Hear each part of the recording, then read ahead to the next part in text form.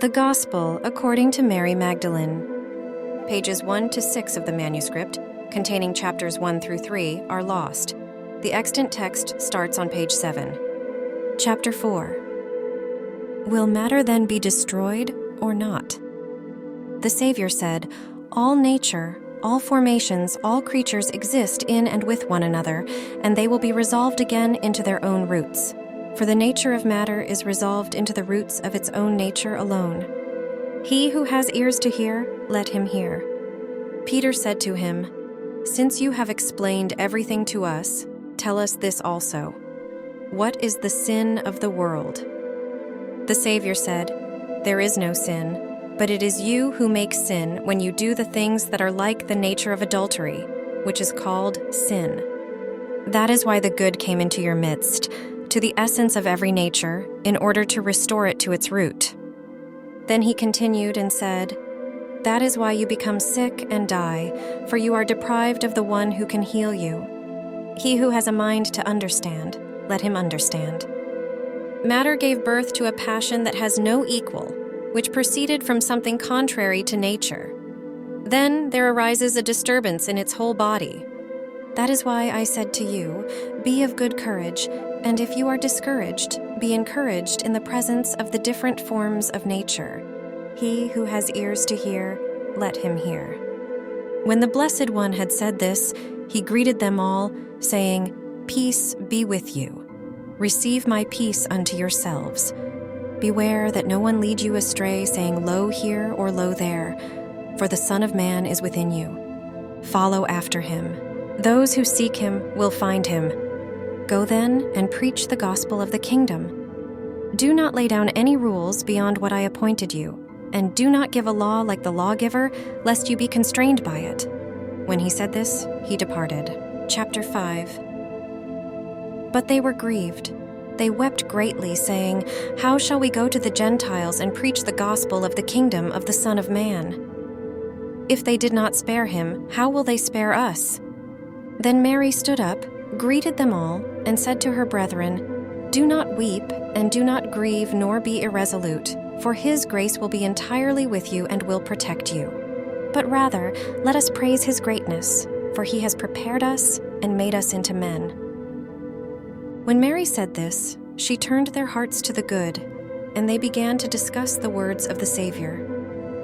Peter said to Mary, "Sister, we know that the Savior loved you more than the rest of women. Tell us the words of the Savior which you remember, which you know, but we do not, nor have we heard them." Mary answered and said, "What is hidden from you I will proclaim to you." And she began to speak to them these words. She said, "I saw the Lord in a vision, and I said to him, 'Lord, I saw you today in a vision.' He answered and said to me, 'Blessed are you that you did not waver at the sight of me, for where the mind is, there is the treasure.' I said to him, 'Lord, how does he who sees the vision see it, through the soul or through the Spirit?' The Savior answered and said, 'He does not see through the soul nor through the Spirit, but the mind that is between the two, that is what sees the vision.'" Chapter 8. Verses 1 through 9 of chapter 8 has been lost. We continue from verse 10. "And Desire said, 'I did not see you descending, but now I see you ascending. Why do you lie, since you belong to me?' The soul answered and said, 'I saw you. You did not see me nor recognize me. I served you as a garment, and you did not know me.' When it said this, the soul, went away rejoicing greatly. Again it came to the third power, which is called ignorance. The power questioned the soul, saying, 'Where are you going? In wickedness are you bound, but you are bound. Do not judge.' And the soul said, 'Why do you judge me, although I have not judged? I was bound, though I have not bound. I was not recognized. But I have recognized that the all is being dissolved, both the earthly things and the heavenly.'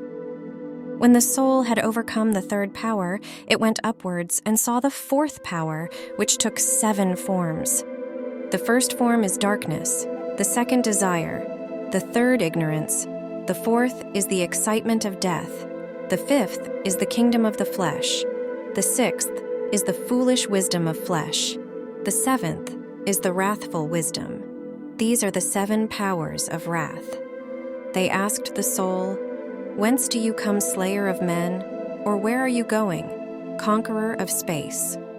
The soul answered and said, "What binds me has been slain, and what turns me about has been overcome, and my desire has been ended, and ignorance has died. In an aeon I was released from a world, and in a type from a type, and from the fetter of oblivion which is transient.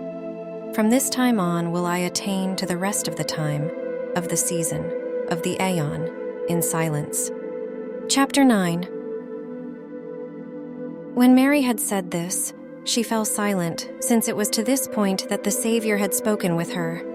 But Andrew answered and said to the brethren, "Say what you wish to say about what she has said. I at least do not believe that the Savior said this, for certainly these teachings are strange ideas." Peter answered and spoke concerning these same things. He questioned them about the Savior. Did he really speak privately with a woman and not openly to us? Are we to turn about and all listen to her? Did he prefer her to us?